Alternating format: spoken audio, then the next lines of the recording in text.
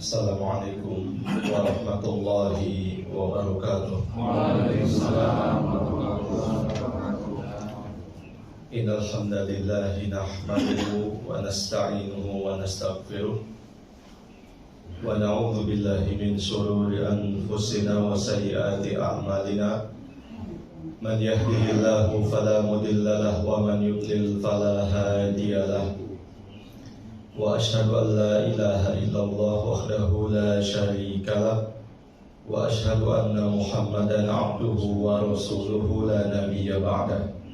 Qala Allah ta'ala fi kitabihil karim, ya ayyuhalladzina amanu taqullaha haqqa tuqatih wa la tamutunna illa wa antum muslimun.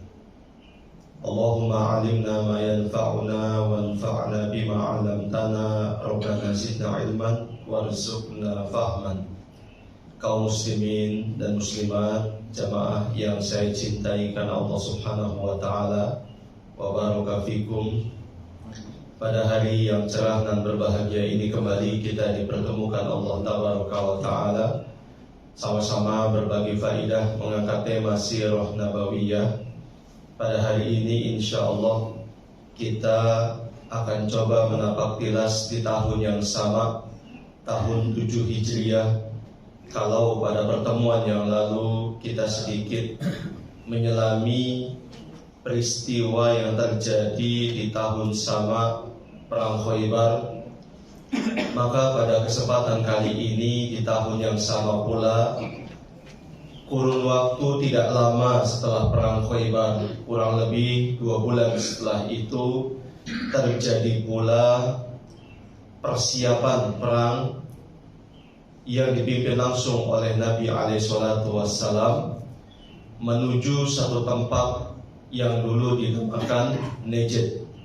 Kalau sekarang Najd terbagi menjadi wilayah di kota Arab Saudi, terdiri dari Riyadh, ibu kota Arab Saudi, kemudian Al-Qasim, lalu Al-Ha'il, dan juga sebagian dari kota Syarqiyah.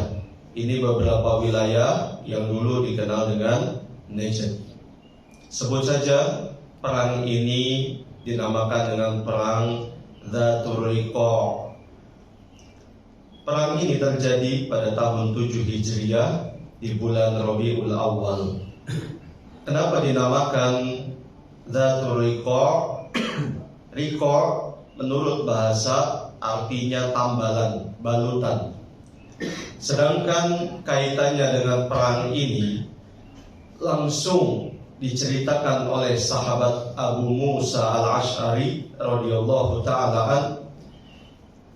Nabi SAW keluar bersama prajurit berjumlah 400 pasukan. Sedangkan daerah yang dituju kurang lebih jamaah sekalian berjarak beradius 500 atau sampai 600 km dari kota Madinah.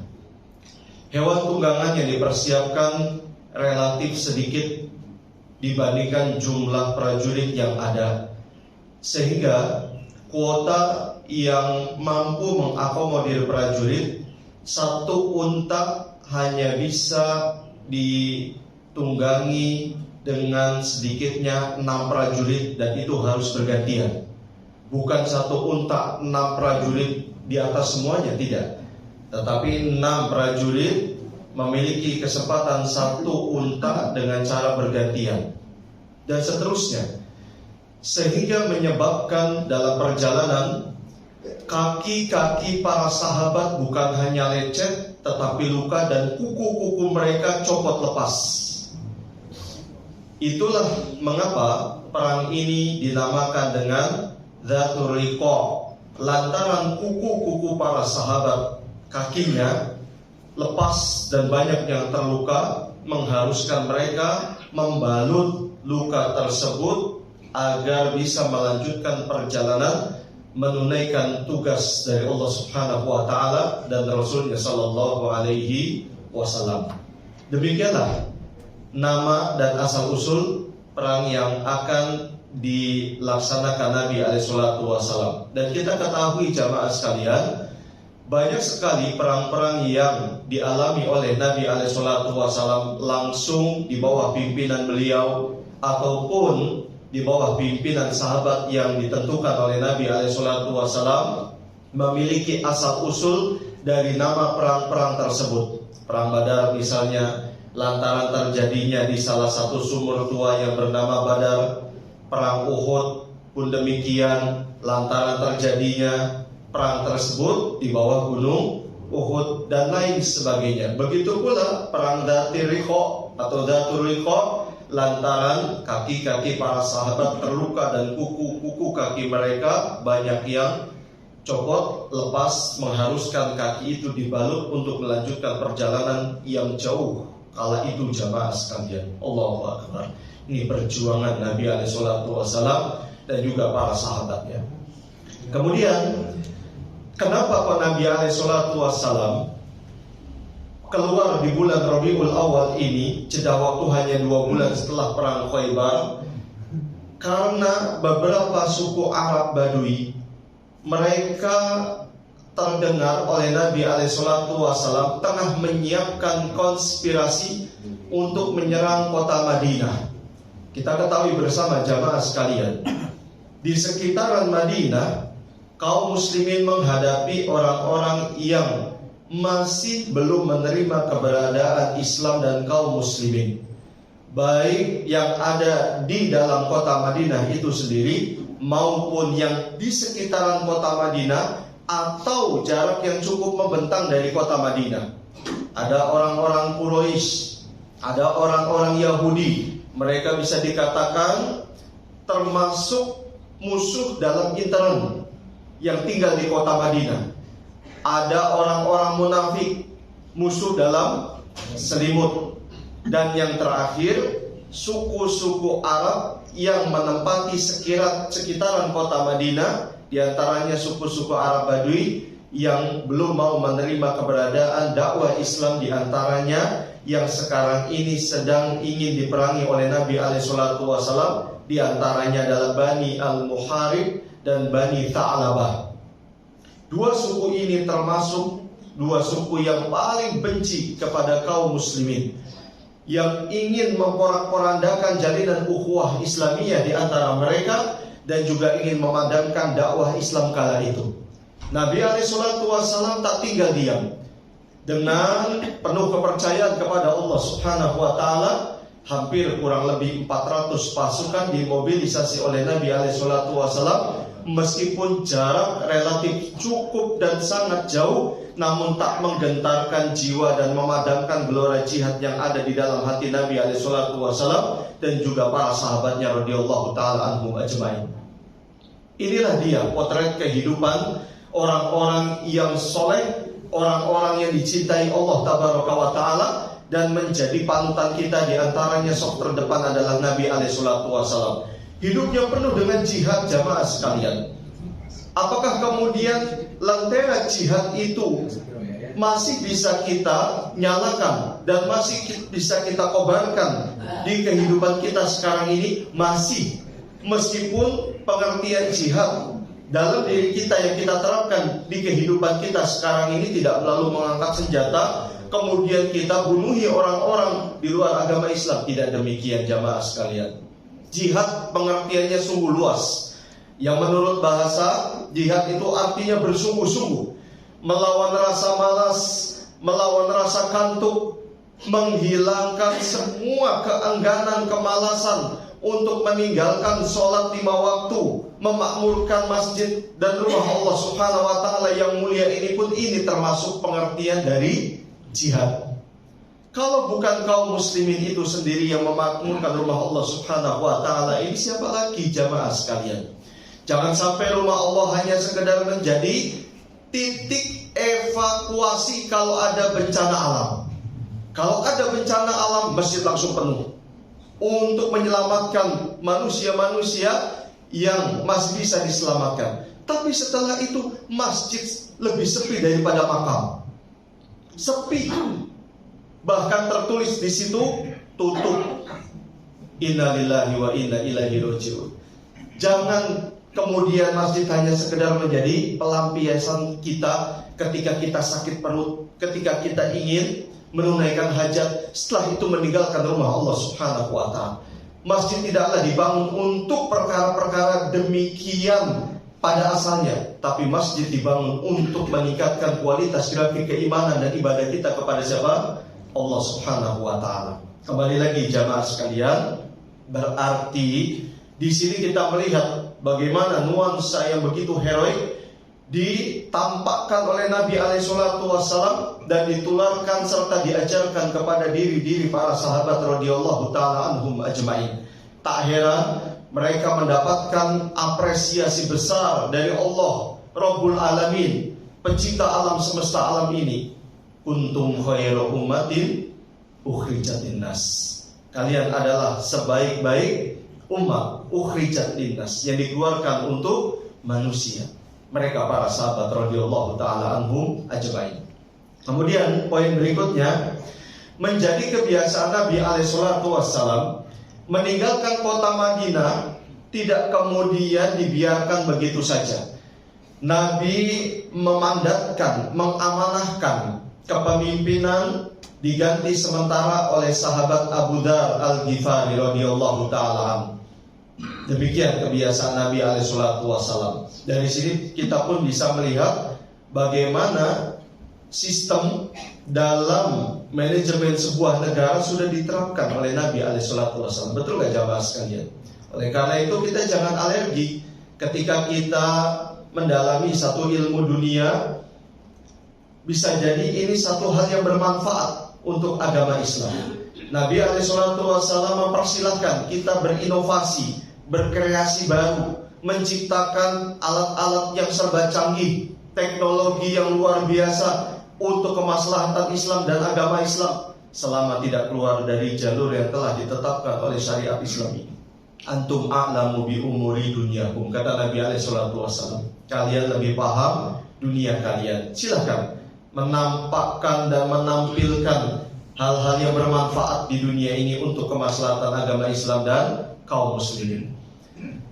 Berikutnya, kenapa dalam perang Dzatur Riqa tahun ke-7 bulan Rabiul Awal ini relatif Nabi alaihissalatu wassalam membawa cenderung lebih sedikit pasukan, sekitar 400 prajurit dibandingkan perang-perang yang lain. Alasannya jamaah sekalian, Nabi lagi-lagi, ini siasat dari politik Nabi alaihissalatu wassalam. Beliau demi menjaga kestabilitasan kota Madinah dari berbagai aspek kehidupan, tentu tak membiarkan rongrongan dari luar itu senantiasa mengganggu kenyamanan keamanan kota Madinah. Nabi alaihissalatu wassalam mempersiapkan para sahabat-sahabat yang berkompeten, yang memiliki skill dalam masalah pertahanan dan keamanan negara. Beliau tempatkan di berbagai titik-titik yang kiranya ini rawan kalau tidak dijaga akan terjadi penyusupan besar-besaran, sehingga nanti efek sampingnya akan berakibat besar di kota Madinah. Ummul Qura misalnya dan lain sebagainya. Ini beberapa titik yang ditempatkan oleh Nabi alaihissalatu wassalam untuk mengawasi gerak-gerik orang-orang yang ada di luar. Siapapun yang mencurigakan dan berpotensi besar membahayakan penduduk kota Madinah, maka ada orang-orang yang sudah siap untuk melakukan reaksi sesuai dengan perintah Nabi alaihissalatu wassalam. Kenyataan seperti ini, dan inilah yang kemudian menyebabkan kenapa Nabi alaihissalatu wassalam hanya bisa membawa 400 pasukan pada saat tahun ke-7 bulan Rabiul Awal untuk melakukan satu peperangan yang namanya Dzatur Riqa. Bisa dipahami jamaah sekalian? Meskipun jamaah sekalian, alhamdulillahilladzi bi ni'matihi tatimmu shalihat, segala puji milik Allah Subhanahu wa taala, tidak ada terjadi kontak fisik di peperangan kali ini. Tidak ada bercucuran darah, tidak ada nyawa yang meregang, karena orang-orang suku Arab Badui yang sedang ingin dihadapi oleh Nabi alaihissalatu wassalam, suku Muharib dan juga suku Tha'labah khususnya, diberikan rasa takut oleh Allah Tabaraka wa Ta'ala di dalam hati-hati mereka. Ini salah satu anugerah 5 perkara berdasarkan sabda Nabi SAW yang diberikan oleh Allah kepada Nabi SAW tidak diberikan kepada siapapun, kepada para nabi sebelum Nabi SAW. Artinya satu-satunya orang yang diberikan anugerah ini oleh Allah adalah Nabi kita Muhammad SAW.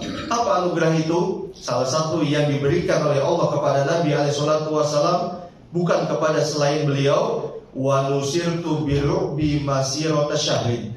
Aku ditolong oleh Allah terhadap musuh-musuh dengan cara ditanamkan ketakutan di dalam hati mereka sejauh perjalanan 1 bulan. Perjalanan 1 bulan itu mereka sudah takut dengan kaum muslimin. Dan ini salah satu dari bukti nyata pertolongan Allah Subhanahu wa Ta'ala. Diberikan rasa takut di hati suku Muharib dan suku Tha'labah khususnya terhadap kaum muslimin. Padahal jumlah mereka, jamaah sekalian, faktanya lebih banyak 3 bahkan 4 kali lipat daripada jumlah prajurit yang diajak oleh Nabi SAW dalam perang Dzatur Riqa ini. Kalau 4 kali lipat berarti 4 kali 4 16, 1.600 kurang lebih pasukan yang harusnya mereka siap tak gentar menghadapi kaum muslimin. Tapi ternyata Allah Tabaraka wa Ta'ala menolong. Di sini pun kita bisa mendapatkan satu kesimpulan sederhana, jamaah sekalian yang berbahagia, barakallahu fikum.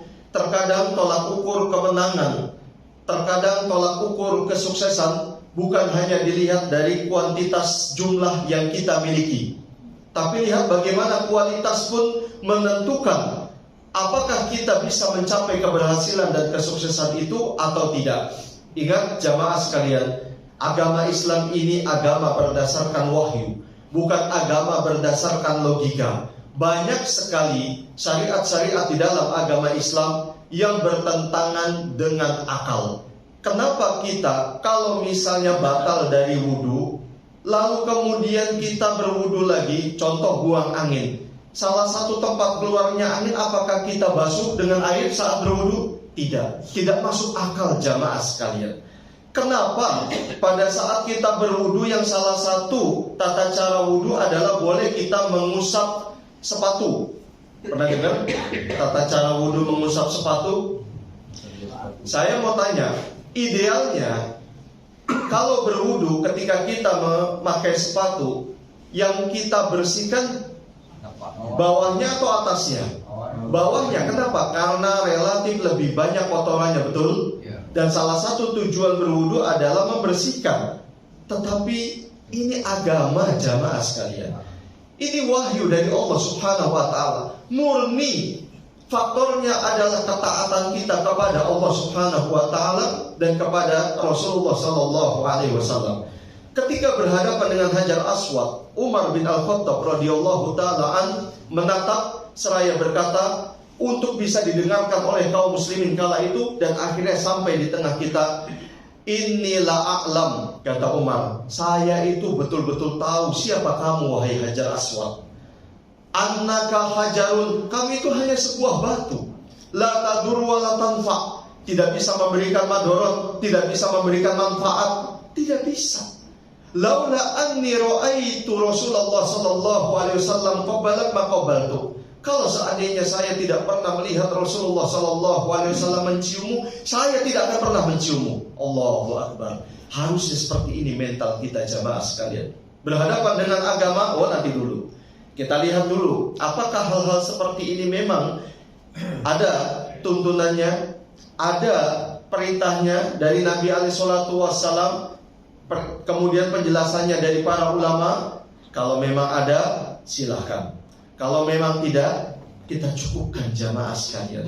Jangan sampai kita mengikut perkara-perkara yang kita tidak memiliki ilmunya. Ingat, Allah firmankan dalam surat Al-Isra ayat 30, betul, Al-Isra. Wala taqfu ma laisa laka bihi ilm, inna sam'a wal basar wal fu'ad kullu ulaika kana anhu mas'ula. Jangan kamu ikuti perkara yang tidak kamu ketahui. Sesungguhnya pendengaran, penglihatan dan hati bukan 3 organ ini pembatasan, tapi seluruh dan sekujur badan ini akan ditanya, diminta pertanggungjawabannya oleh Allah Subhanahu wa taala. Kenapa 3 ini yang disebut? Karena 3 ini yang biasanya dioptimalisasikan dan difungsionalkan oleh setiap manusia saat mereka hidup di dunia. Hati-hati jamaah sekalian, karena agama ini bukan hasil kreasi. Agama bukanlah budaya. Agama wahyu dari siapa? Allah Subhanahu wa taala. Betul-betul murni datang dari Allah Subhanahu wa taala. Slogan kita hanya sami'na wa ata'na. Kami dengar, kami taati. Yang tidak diperkenankan ya sudah jangan. Perkara yang sudah ada contohnya saja sudah banyak dan belum tentu kita maksimalkan. Kenapa kita harus berkreasi? Seolah-olah kita mengira bahwa ini lebih baik. Seolah-olah kita mengira ternyata Nabi Muhammad SAW belum sempurna menyampaikan agama Islam ini. Ada yang beranikah menyatakan seperti itu? Tentu tidak ada yang berani. Oleh sebab itu kita cukupkan yang sudah memang ada dan sudah siap kita laksanakan. Kembali lagi jamaah sekalian, poin terakhir dari ulasan singkat perang Dzatur Riqa adalah ada beberapa peristiwa penting yang mengiringi perang Dzatur Riqa ini. Yang pertama, kata penulis, di saat perjalanan pulang, tadi saya telah singgung, di perang kali ini tidak ada kontak fisik. Alhamdulillah, karena sudah diberikan rasa takut di hati-hati musuh dan mereka melarikan diri. Dalam perjalanan pulang, Nabi SAW menurut penuturan Jabir bin Abdullah radhiyallahu taala anhuma di dalam Sahih Al-Bukhari, Nabi SAW beliau tertidur. Kalau tidur tidak tidur penuh apa namanya? Kalau di sini namanya naumatan atau al-qailah. Apa namanya? Tidur ayam ya. Istilahnya tidur ayam. Di bawah sebuah pohon. Tiba-tiba ada orang musyrik mengambil Nabi SAW. Lalu Nabi pun terbangun. Orang ini mengatakan, faman yamna'uka al-yaumini, siapa yang bisa melindungi kamu hari ini dari saya, kata orang musyrik ini. Nabi SAW hanya mengatakan Allah. Gemetar tangan musyrik ini melihat sebuah kepercayaan diri yang luar biasa dari sosok Nabi SAW terhadap pertolongan Allah Subhanahu wa taala. Ini mengajarkan kepada kita bagaimana kita harus menempa jiwa agar kepercayaan kita kepada Allah Subhanahu wa taala tidak tipis, tidak melemah, apalagi pudar, lebih-lebih hilang. Naudzubillah min dzalik. Mari belajar dari peristiwa ini. Memang terkadang jamaah sekalian, fenomena yang masuk dalam beranda kehidupan kita begitu macam coraknya. Terkadang kita mengalami perkara yang dada ini menjadi sempit. Tapi yakinlah, seyakin-yakinnya, pertolongan Allah pasti akan ada. Fa inna ma'al usri yusra. Inna ma'al usri yusra.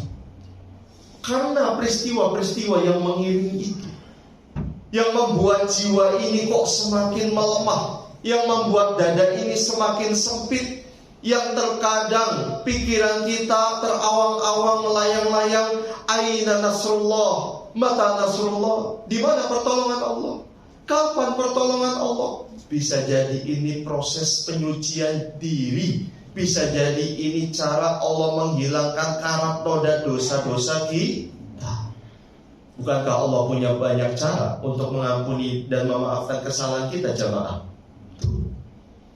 Sabar, yakin, percaya sama Allah Subhanahu wa taala. Lihatlah Nabi SAW membuktikan itu semuanya, mengajarkan kepada kita, faman yamna'uka al-yawma minni, kata orang musyrik ini, siapa yang melindungimu pada hari ini dari saya?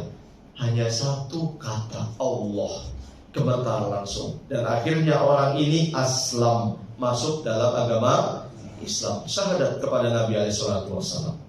Peristiwa pertama. Peristiwa yang kedua, ini semua dalam perjalanan pulang. Nabi SAW memerintahkan 2 orang sahabat untuk berjaga-jaga, khususnya di saat malam, supaya tidak ada serangan mendadak. Bukan serangan fajar jamaah sekalian. Serangan fajar itu beda makna. Ini serangan mendadak. Betul-betul serangan ini, bukan serangan yang lain. Serangan mendadak. Yang ditugaskan saat itu adalah Ammar bin Yasir dan Abbad bin Bishr radhiyallahu taala anhuma. Kata Abbad, "Wahai saudaraku Ammar, kamu tidur dulu, biarin sip 1 saya yang menjaga." Ya sudah kalau begitu, Ammar tertidur. Digunakanlah oleh Al-Abbad. Kalau sekarang kan untuk ibadah, kalau Abbad memanfaatkannya sholat malam, bukan kemudian kalau zaman sekarang nonton bola jamaah sekali. Tadi malam ada pertandingan bola nggak? Enggak ada. Atau sama makhluk ini, makhluk gepeng ini apa nih? Nah, HP luar biasa. HP udah menjadi pasangan kedua setelah pasangan kita seolah-olah. Sampai ribut gara-gara ini makhluk gepeng ini jamaah sekalian. Abbad membaca surat Al-Kahfi di rakaat pertama saat qiyamul lail. Tiba-tiba ada serangan mendadak, betul-betul mendadak, karena istrinya ini ditawan oleh kaum muslimin. Suaminya dendam dan bersumpah untuk membunuh kaum muslimin. Gak berani dia menampakkan diri, bersembunyi di kegelapan malam dan di bayang-bayang malam. Kemudian melesatkan anak panah 1 ces kena badannya, kena kakinya. Dilanjutkan oleh Abbad sholat malam. Dilepaskan anak panah yang kedua, tetap dilanjutkan. Kemudian karena sudah 2 anak panah dan titik-titiknya, Allahu a'lam, saya belum mendapatkan kisah secara lengkap di titik-titik mana anak panah itu menancap. Yang jelas di tubuhnya Abbad dan menyebabkan darah mengalir terus sehingga fisik Abbad semakin melemah. Di lesatan yang ketiga ini menambah puncak dari semakin berangsur fisiknya Abbad semakin melemah. Lalu membangunkan Ammar. Ammar kaget, orang ini udah pergi jauh, darahnya mengalir deras. Kata Ammar, "Kenapa kau tidak membangunkan saya?" Kata Abbad, "Saya tidak ingin memutus firman Allah Subhanahu wa ta'ala." Allahu Akbar. Kalau seandainya saya tidak khawatir dianggap lalai dalam menjaga, saya tidak akan memutus sholat saya sampai nanti saya selesai. Inilah dia jamaah sekalian, sahabat yang langsung ditempa oleh Nabi SAW. Kalau kita mungkin udah ngajar, udah teriak, aduh katanya. Kalau kita jamaah sekalian mungkin ini sahabat Abbad bin Bishr radhiyallahu ta'ala. Kisah yang ketiga, kisah untanya Jabir. Dalam perjalanan, untanya Jabir berjalan lemot. Tahu lemot? Lambat. Atau Abi Jamali. Wahai Nabi, unta saya ini jalannya pelan sekali. Kemudian Nabi SAW bertanya, "Alaka qadib, kamu punya tongkat enggak?" Punya tongkat. Kemudian diberikan oleh Nabi, diberikan kepada Nabi SAW. Lalu Nabi mencucuk begini. Menusuk. Ya pokoknya begini. Menusuk lambung untanya Jabir. Tidak sampai mati. Gitu kalau bahasa dia mencucuk. Apa sih bahasa lainnya ya gitu. Nah, akhirnya untanya Jabir itu larinya lebih kencang daripada semua unta. Karena mungkin kaget, wah kencang sekali. Bahkan mengalahkan untanya Nabi SAW. Setelah sampai di perbatasan kota Madinah, Nabi SAW membeli untanya Jabir. Belum sampai kota Madinah sudah dibeli oleh Nabi SAW seharga 4 dinar 1 kirot. Kirot itu kurang lebih 1/20 dinar. 1 dinar kurang lebih 4 gram emas murni. 1 gram anggap 1 juta. 1 juta kali 4 berapa? 4 juta. 4 juta kali 4 berapa? 16 juta. 1 kirot 1/20 dinar berarti 0, berapa jamaah? Siapa yang jago matematika? 20.000 berarti. Kalau misalnya 1 dinar 4 gram 16 juta ditambah 20.000, 16 juta 20.000. Nabi membeli untanya Jabir 16 juta 20.000. Kalau dirupiahkan sekarang, di kota Madinah diberikan uangnya. Jabir menerima uang tersebut dari utusan Nabi, lalu untanya dibawa dan diletakkan di depan pintunya Nabi, ditinggalkan. Setelah Nabi keluar, ditanya, "Aina Jabir? Mana Jabir?" Kemudian Jabir dipanggil. Ringkasnya Jabir dipanggil. Lalu apa kata Nabi SAW? "Khud jamalak, ambil unta kamu dan ambil uangnya." Allahu Akbar. Ini Nabi kita Sallallahu Alaihi Wasallam. Gak mau Jabir, sudah, buatlah. Ini punya kamu, saya kembalikan, hadiah buat kamu. Tadinya kata Jabir, saya hadiahkan Nabi, gak usah dibeli. Tidak. Nabi bukan orang yang memanfaatkan kesempatan dalam kesempitan. Kalau kita alhamdulillah free ya, deal ya. Kalau Nabi tidak. Bahkan Nabi memberikan nilai yang lebih pantas dengan tambahan 1 kilo tadi. Jadi 16 juta kurang lebih 20.000. Kurang lebih, kalau salah mohon maaf jemaah sekalian. Hampir 16 juta 20.000. Inilah sifat Nabi kita Sallallahu Alaihi Wasallam. Kemudian peristiwa terakhir yang mengiringi perang Dzatul Riqa adalah turunnya ayat tentang at-tayammum atau tayammum di dalam surat Al-Maidah ayat ke-6.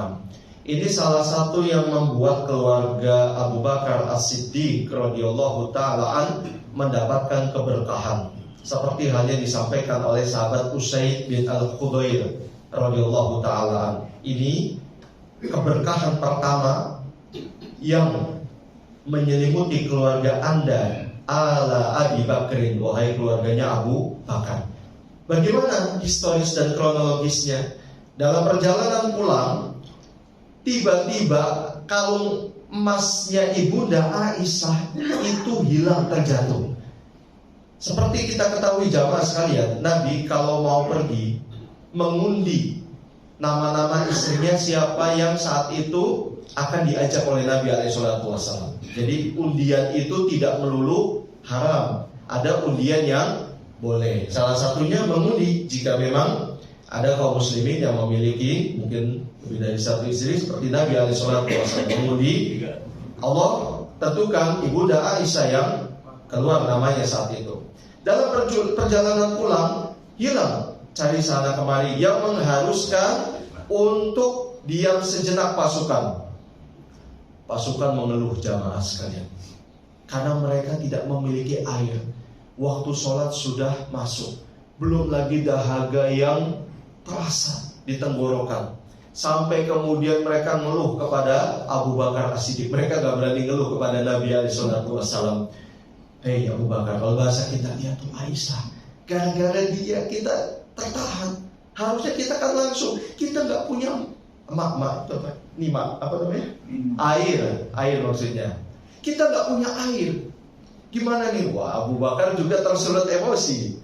Datang ke ibunda Aisyah radhiyallahu ta'ala, wahai anakku, wahai putriku, kamu ini menyebabkan pasukan tidak bisa melanjutkan perjalanan. Saat itu Nabi sedang tertidur di pahanya Aisyah. Ya Abu Bakar ngomongnya juga pelan-pelan sambil menusuk-nusuk lambungnya Aisyah, ditusuk-tusuk.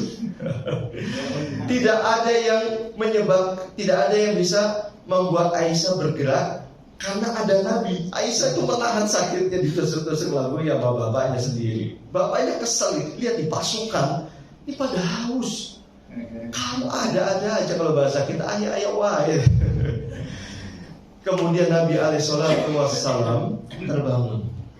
Ada apa? Diceritakan oleh diceritakan oleh Abu Bakar radhiyallahu ta'ala mengenai keluhan para sahabat.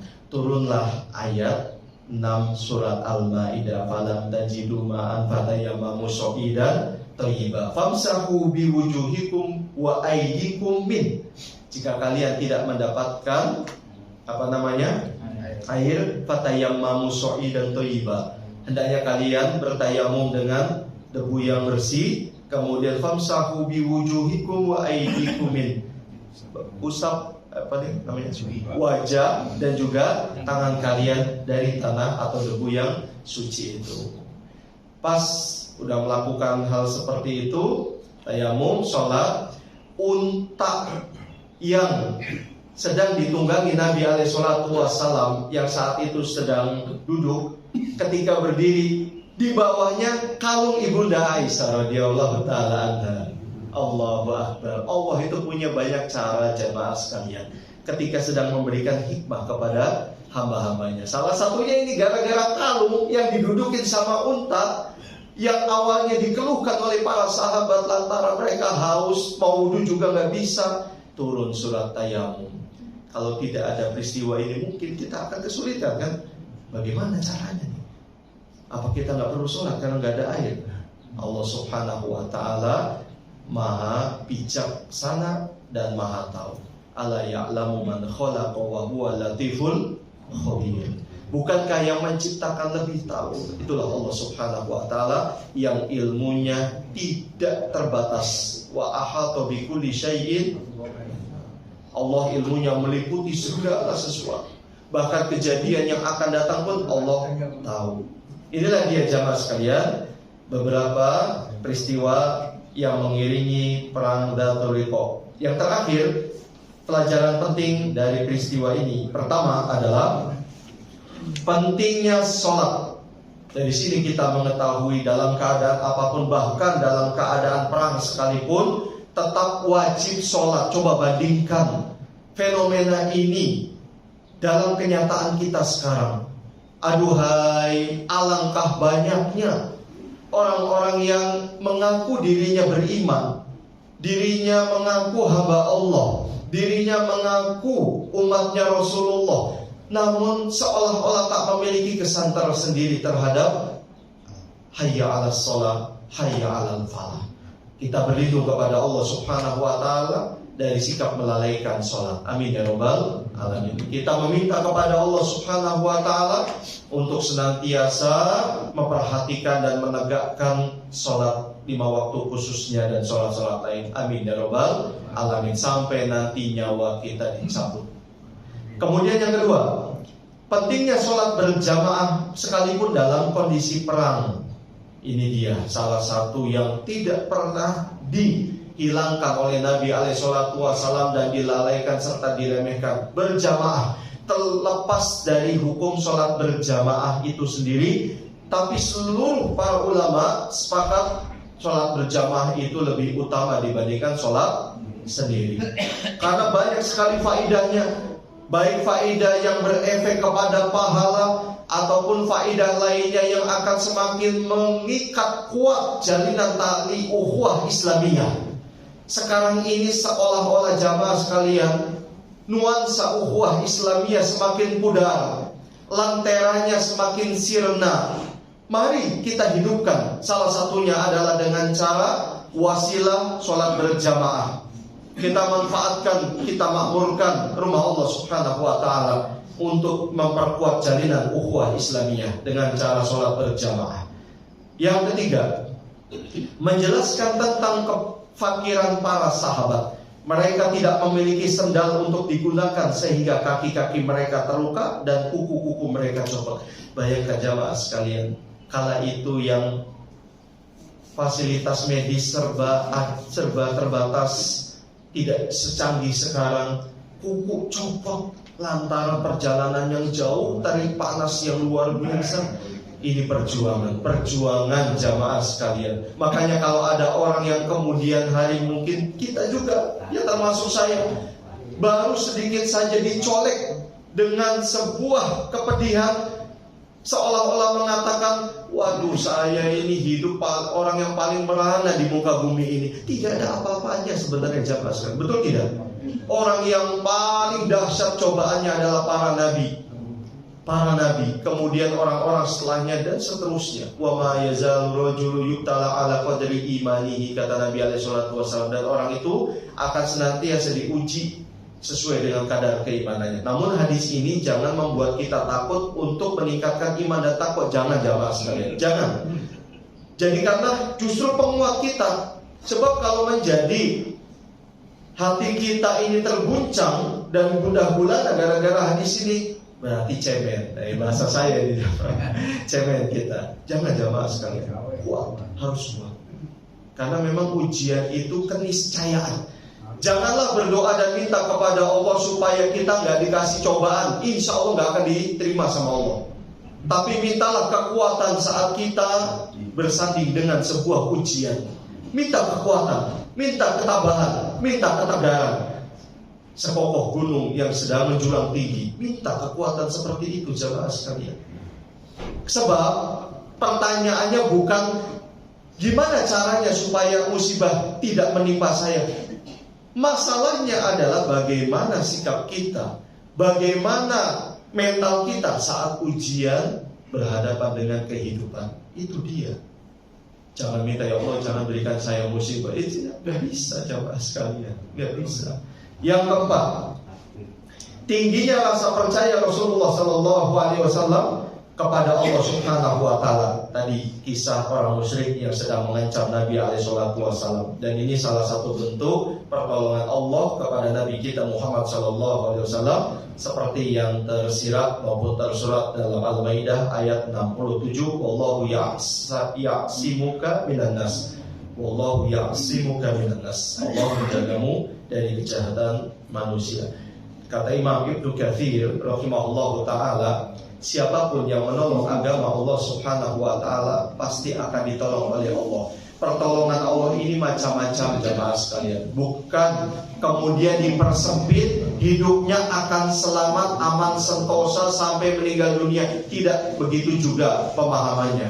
Ada orang yang berdakwah disakiti, ada kan? Banyak. Ada orang dakwah mengajak kebenaran tapi malah dimusuhi, ada. Banyak, seabrek jamaah sekalian. Apakah kemudian Allah tidak menolong? Bukan begitu cara memahaminya. Pertolongan Allah Subhanahu wa Ta'ala beragam, coraknya beraneka. Bisa jadi salah satu pertolongan Allah Subhanahu wa Ta'ala, orang ini semakin kuat imannya, orang ini semakin tinggi kemuliaannya, orang ini semakin ditambah derajatnya, orang ini semakin besar pahalanya di sisi Allah Subhanahu wa Ta'ala. Keluarganya menjadi keluarga yang sakinah mawaddah warahmah. Anak-anaknya menjadi anak-anak yang soleh-soleha. Istrinya menjadi istri yang soleha. Itu salah satu cara pertolongan Allah Tabaraka wa Ta'ala kepada siapapun yang menolong agama Allah. Dari sini bisa merubah cara pandang kita jamaah sekalian. Artinya mungkin kalau selama ini pertolongan Allah bagi orang yang selalu mengajak kebenaran adalah yang sifatnya pasti disenangi orang, tidak akan dimusuhi. Kita menjadi sadar, menjadi paham, oh ternyata bukan itu. Maksudnya adalah bukan satu-satunya seperti itu cara Allah menolong kita. Nabi saja dikatakan tukang sihir, betul? Nabi dituduh orang gila, betul gak? Nah, Nabi bahkan ketika menuju kota Taif ditimpukin sampai darah itu muncul, dan telapak Nabi itu mengeluarkan darah. Kalau seandainya penduduk kota Taif mau mengikuti jejak Nabi, mereka bisa mengikuti karena darahnya Nabi itu kelihatan. Itu Nabi kita, Khalilullah, kekasih Allah Subhanahu wa Ta'ala. Namun cara Allah menjaga dan menolong Nabi SAW, Allah angkat derajat Nabi SAW dan lain sebagainya. Kemudian yang kelima, semangat sahabat dalam beribadah kepada Allah dan melakukan qiyamul lail. Semangat jamaah sekalian. Ramadan telah berlalu, tetapi semaraknya harus tetap menggelora. Jangan sampai gebiar-gebiar ibadah hanya kita tampilkan di bulan Ramadan. Parade ibadah yang kita kumpulkan hanya ada di bulan Ramadan. Ramadan selesai pula ibadah kita. Na'udzubillah min dzalik. Allah yang kita sembah di bulan Ramadan, ya Allah yang kita sembah juga di luar bulan Ramadan. Sekarang sudah masuk bulan Dzulhijjah. Sama gak? Allah yang kita sembah di Dzulhijjah dengan Ramadan sama. Meskipun mungkin sudah berkurang jumlah dan kualitasnya, yang di bulan Ramadan ada 11 rakaat, ada 23 rakaat. Yang sekarang ini 1 rakaat atau 2 rakaat, satunya witir, ya nggak apa-apa. Yang penting tidak hilang sama sekali. Di bulan Ramadan bisa 2 lembar baca Al-Quran. Sekarang 2 ayat 3 ayat, ya tidak apa-apa. Meskipun ditambah jamaah sekalian, nggak apa-apa, daripada hilang sama sekali. Wa ma'assalamah. Waalaikumsalam warahmatullahi wabarakatuh. Al-Quran hanya menjadi satu koleksi buku kita yang tertata rapi di rak lemari. Tidak pernah komunikasi, interaksi, waliyadzubillah. Yang keenam, menjelaskan tentang kualitas kekhusyuan sahabat. Saking khusyuknya, tidak mau memutus firman Allah Subhanahu wa taala, ditahan segala penderitaan yang sedang mengganggu fisiknya. Mampukah kita? Sebenarnya mampu kalau kita manjada wajana. Cuma kan terkadang untuk membangun jiwa dan semangat itu butuh proses. Kita sudah dininabobokan oleh kenikmatan-kenikmatan dan fitnah dunia yang akhirnya menghilangkan semangat untuk khusyuk di dalam sholat. Allahu Akbar, waduh lupa naruh uang di bawah bantal. Bisa ketahuan istri ini. Seperti itu jamaah sekali. Udah capek-capek ngumpulin sebulan, waduh mau jalan-jalan sama temen ini, mau ngopi ya. Pokoknya pas sholat ada aja yang diingat, betul nggak jamaah? Kayaknya ada kata-kata lucu kalau kamu lupa sholat. Jadi niatnya bukan hanya untuk Allah. Yang berikutnya, ketujuh, pada kisah tentang unta Jabir, kita melihat betapa Rasulullah SAW sangat memperhatikan kondisi para sahabatnya. Ini dia sosok Nabi SAW, sosok pemimpin yang menjadi tauladan, sosok pemimpin yang layak menjadi uswah. Kalau kita sekarang ini menjadi seorang pemimpin, minimal dalam skala yang sangat kecil, pemimpin rumah tangga, mari jamaah sekalian, mari bapak-bapak, mari wahai para suami, belajarlah dari sosok Nabi SAW. Jangan kita hanya menuntut keluarga kita supaya taat, patuh, soleh, tapi kitanya keluar dari rumus-rumus itu. Kita dulu yang mensolehkan diri, baru nanti akan diikuti. Secara tidak sadar kita sedang ditatap dan diamati oleh orang-orang yang di bawah tanggung jawab kita, oleh istri, oleh anak. Bisa jadi anak terbentuk karakternya nanti di masa depan lantaran salah satu teori dan materi yang mereka dapatkan dari kita sendiri. Oh, seperti ini cara bapak saya memimpin. Seperti ini alur kehidupan orang tua saya. Seperti ini berarti kebenarannya. Hati-hati jamaah sekalian. Ucapan tidak tanduk kita sedang diamati, khususnya oleh putra-putri kita yang menjadi nanti generasi kita di masa yang akan datang.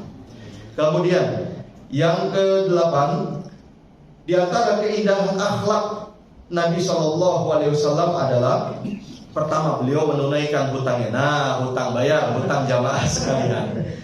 Jangan hanya sekedar afwan akhi, maaf, ya kita maafkan, tapi ya bayar, seperti itu jamaah sekalian. Memang terkadang kita tidak bisa menghilangkan fenomena hidup gali lubang tutup lubang, tetapi kita pun harus mengupayakan untuk menutup lubang itu.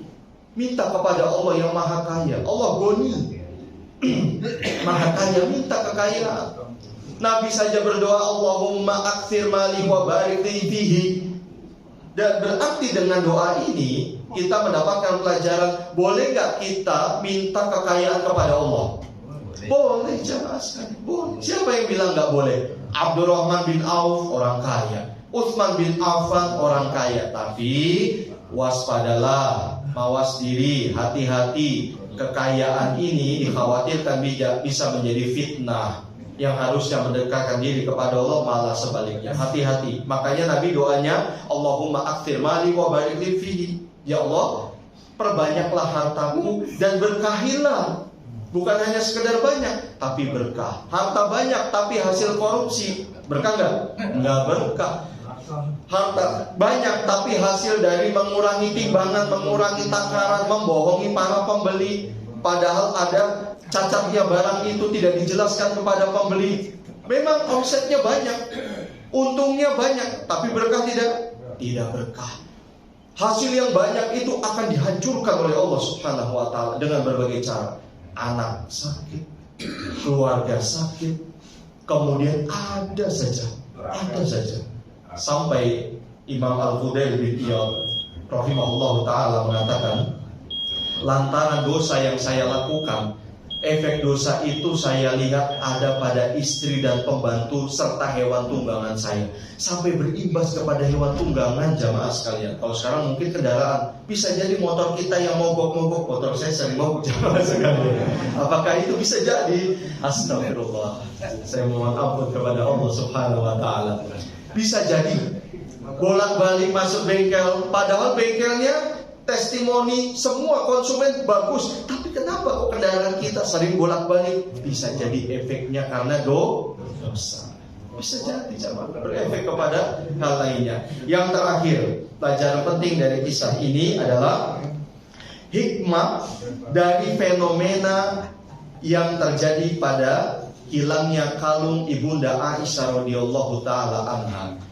Banyak sekali fenomena yang kita benci, yang tidak kita sukai, tapi di balik itu sebenarnya banyak menuai kebaikan jamaah sekalian. Ingat firman Allah surat Al-Baqarah 216. Wa asa an takrahu syai'an wa huwa khairul lakum. Bisa jadi kamu benci sesuatu, tapi di balik itu semua ada kebaikan. Wa asa an tuhibbu syai'an wa huwa syarrul lakum. Sebaliknya bisa jadi kamu menyukai sesuatu, tapi di balik itu ada madarat besar yang sedang menantimu. Wallahu ya'lam wa antum la ta'lamun.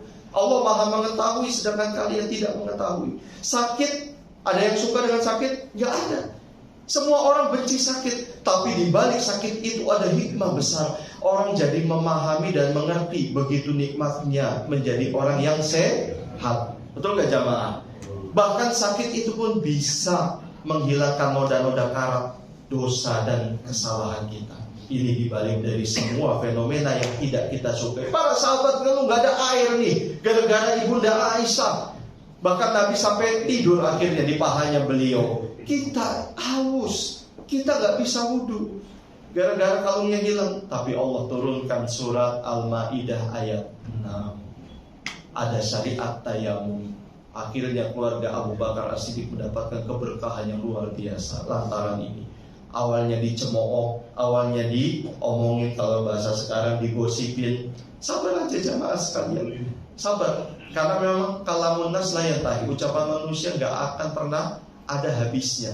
Kalau kita sibuk ingin mendapatkan keriduan manusia, wah itu perkara yang gak akan pernah dapat selesai-selesainya. Kata Imam Syafi'i rahimahullahu ta'ala, ridwan nas goyatul la tudrok. Mencari keriduan manusia tujuannya gak akan pernah sampai kita ke tujuan itu. Karena kepentingan manusia kan banyak, betul nggak? Kemauan manusia itu beragam. Allahu a'lam bishawab. Sampai sini dulu, mudah-mudahan bermanfaat. Silakan saya. Iya, Assalamualaikum warahmatullahi wabarakatuh. Waalaikumsalam. Hajar Aswad kan hanya sekedar batu hitam. Iya. Kenapa Nabi menciumnya? Apa keutamaannya? Iya. Sampai-sampai jamaah haji berebutan, begitu sulitnya sekarang ini kan berebutan. Iya. Nggak semua bisa dapat. Sebabnya keutamaan Nabi mencium Hajar Aswad. Iya. Bismillahirrahmanirrahim. Allahu a'lam, saya tidak mengetahui sampai detik ini keutamaan khusus Hajar Aswad. Kalau keutamaan dalam bentuk lain, dari aspek asal usulnya ada. Hajar Aswad dahulu kala batu yang lonjong, agak lonjong, berwarna putih, bercahaya, langsung didatangkan dari surga. Lantaran dosa dan kesalahan anak Adam, akhirnya batu ini pun berubah menjadi hitam pekat. Lalu pada tahun, saya lupa persis dan pastinya, dicuri batu ini oleh orang-orang Syiah Rafidhah selama 75 tahun, yang menyebabkan batu ini jatuh dan hancur berkeping-keping. Yang tersisa sekarang kalau nggak salah 8 keping apa berapa. Yang sekarang itu kita lihat itu bukan batu utuh, aslinya itu kepingan yang ditempel mungkin oleh pemerintah Arab Saudi, kemudian dipatenkan sehingga seolah-olah nyatu. Aslinya itu pecahan jamaah karena jatuh batu itu. Itu kalau kita mau berbicara salah satu keutamaan Hajar Aswad dari sudut pandang asal mula dia datang. Adapun keutamaan dari kita mencium itu sendiri, termasuk yang dilakukan oleh Nabi kita Muhammad SAW, Allahu a'lam, saya tidak tahu. Murni yang dilakukan Nabi SAW, kalau diistilahkan oleh para ulama adalah at-ta'abudiyah. Murni ini adalah aspek peribadatan yang terkadang hikmahnya kita tidak mengetahui, hanya Allah Subhanahu wa ta'ala. Dan begitu banyak memang melimpah ruah dalam agama Islam ini ibadah-ibadah yang hikmahnya kita tidak mengetahui. Tapi yakinlah seyakin-yakinnya, tidak mungkin ketika Allah memerintahkan suatu perintah atau melarang suatu larangan tidak ada hikmah. Pasti ada hikmahnya, meskipun hikmah itu tidak bisa kita singkap dalam waktu yang cepat. Allahu a'lam. Jadi itu saya tidak mengetahui. Ya. Ya. Dulu kan waktu kita masih kan sering kalau Ustadz tuh berdoa kan untuk nolak bala, tangannya diginiin itu ada tuh kan ada. Bismillahirrahmanirrahim. Yang pernah saya dapatkan ada sebagian penjelasan ulama jika memang berdoa, tapi untuk hadisnya saya lupa.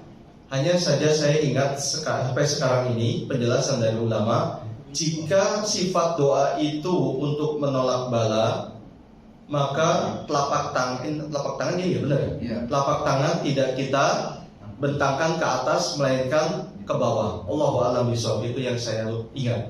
Allahu a'lam.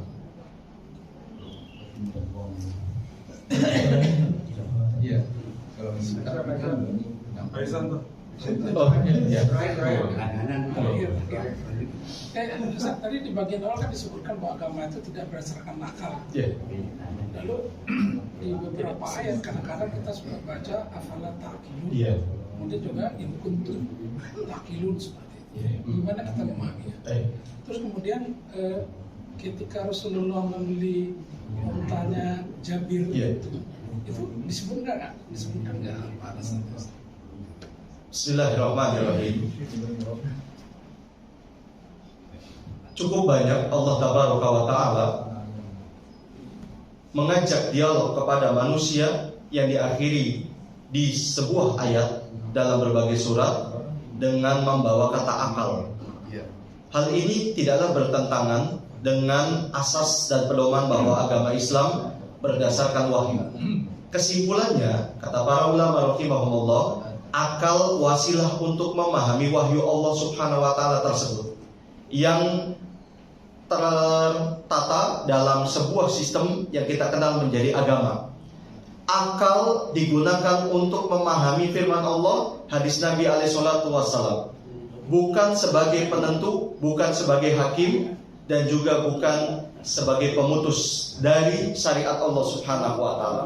Seperti halnya tadi misalnya, apa alasan kita mencium Hajar Aswad? Oh, kayaknya Hajar Aswad ini begini-begini. Padahal tidak pernah dijelaskan Allah Subhanahu wa ta'ala dan Nabi SAW. Dan hal ini tidaklah mendukung terhadap ibadah ketika kita mencium Hajar Aswad. Ini yang menjadi bahasan kita. Akal bukan menjadi penentu atau menjadi pemutus dalam kita menilai dan menyingkap rahasia dalam agama atau syariat Islam ini. Itu maksudnya. Kenapa Allah mengajak manusia dengan ditutup di setiap akhir ayat afala ta'qilun? Kenapa kalian tidak berpikir atau tidak berakal? Karena memang akal itu digunakan untuk memahami sesuatu. Jadi seperti itu, tidak ada kontradiksi. Agama turun berdasarkan wahyu. Lalu untuk memahami agama ini tentu harus ada sebuah perangkat, ada sebuah instrumen, alat untuk bisa memahami. Alat itu yang dikenal oleh manusia adalah akal. Bisa dipahami jamaah sekalian? Tidak. Kemudian yang kedua, apa alasan Nabi memilih untanya Jabir? Dan kenapa untanya Jabir? Yang pertama, bukan yang pertama, satu jawaban saja. Kalau kita lihat peristiwa ini secara lengkap, karena Jabir mengeluhkan untanya itu berjalan lambat kepada Nabi, lalu Nabi SAW meminta qodib itu semacam tongkat kecil, kayu kecil, lalu ditusuk. Setelah berjalan cepat dan Nabi menyusul, Nabi kemudian bertanya kepada Jabir, apakah kamu sudah mau menikah? Artinya dalam waktu dekat ini dia rencana mau menikah. Kata Jabir, iya. Kata Nabi alaihissalatu wassalam, mohon maaf, dengan janda atau gadis? Kata Jabir, dengan janda. Kata Nabi, kenapa tidak kamu menikah dengan gadis yang tula ibuka wa tula ibuha? Kamu bisa bercanda dengan gadis itu. Di situ Nabi kemudian pikir-pikir Jabir, karena janda ini saya kasihan wahai Nabi, saya ingin berdakwah dengan janda ini. Oh, Nabi melihatnya, karena di samping Jabir pun tidak memiliki harta banyak. Akhirnya Nabi membeli unta tersebut, bahkan dikembalikan, maksudnya dihadiahkan lagi kepada Jabir. Mungkin kiranya itu salah satu kronologisnya. Kalau lengkap kisahnya, iya seperti itu. Allahu a'lam bishawab. Allah. Satu lagi. Oke, akhirnya mungkin ini. Apa Ustaz ya untuk ini di luar pembahasan mungkin ya? Kalau saya bisa jawab, Iya. yang susah-susah. Jadi ini mohon nasihatnya. Ya. Tampaknya Idul Adha tahun ini kan akan ada 2 versi gitu kan. Iya. Mohon nasihatnya aja. Terus dan sebaiknya gimana gitu kan? Ini lebih berat minta nasihat. Saya tidak layak memberikan nasihat. Yang kedua mohon nasihatnya lagi untuk kepanitiaan korban. Itu aja.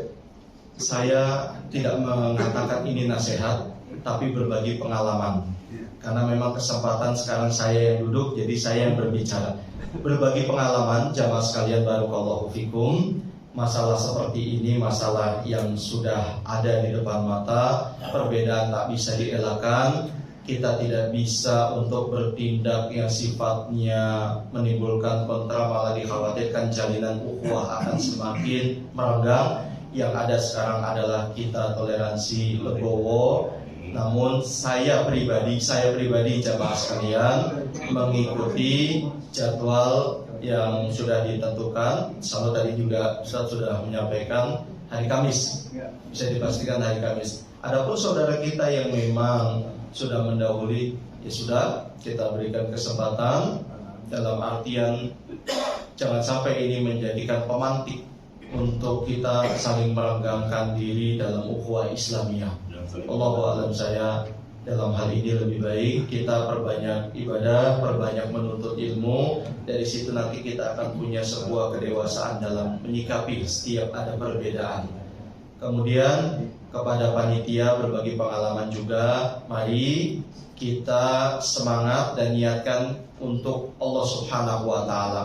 Lelah pasti ada, capek tidak mungkin kita bisa hindari, baik proses sebelum pelaksanaan, di saat pelaksanaan, ataupun setelah. Apalagi mungkin setelah akan banyak suara-suara dan evaluasi, itu wajar. Sebuah program tidak mungkin ada yang tidak memiliki evaluasi dan catatan sana sini. Tidak mungkin, kecuali firman Allah Subhanahu wa ta'ala yang tidak ada revisinya. Semua perjalanan program hidup manusia pasti ada evaluasi. Yang pertama adalah niat ikhlas karena Allah Subhanahu wa ta'ala. Yang kedua, sabar dalam mengemban amanah ini. Yang ketiga, tunaikan amanah jamaah sekalian kepada seluruh pihak dan orang-orang yang berkepentingan dalam kepanitiaan. Jagalah amanah dari para pengkurban dan nanti disalurkan kepada orang-orang yang memang ditentukan. Sampaikan juga kepada siapapun nanti yang mengikut atau terlibat langsung, jangan sampai kucing-kucingan, jangan sampai menyembunyikan hanya karena buntut, nanti berefek pada dosa jamaah sekalian. Gara-gara buntut coba, nggak berkah nanti yang masuk ke dalam perut keluarganya. Khawatir ini kita tertimpa musibah. Oleh karena itu sampaikan sebelum pelaksanaan bahwa ini amanah. Kalau memang sudah ditentukan, jangan dulu mengambil apapun. Transparan. Kita belajar jujur jamaah sekalian. Jujur itu sulit memang, tapi harus kita lakukan. Yuk, mari. Saya juga panitia di sekolah. Saya juga menasihati diri saya sendiri untuk sama-sama mari kita amanah, kita jujur di hadapan Allah Subhanahu wa taala, jujur kepada diri sendiri dan jujur kepada orang lain, dan jadikan jujur itu nanti tiket yang kita bawa sampai menjelang kematian. Amin ya rabbal alamin. Ya, cukup Ustaz. Baik, jamaah sekalian yang berbahagia, kita cukupkan sampai di sini. Wassallallahu wasallam ala nabiyina Muhammad wa ala alihi wa sahbihi ajma'in. Subhanakallahumma wa bihamdika asyhadu an la ilaha illa anta astaghfiruka wa atubu ilaik. Assalamualaikum warahmatullahi wabarakatuh.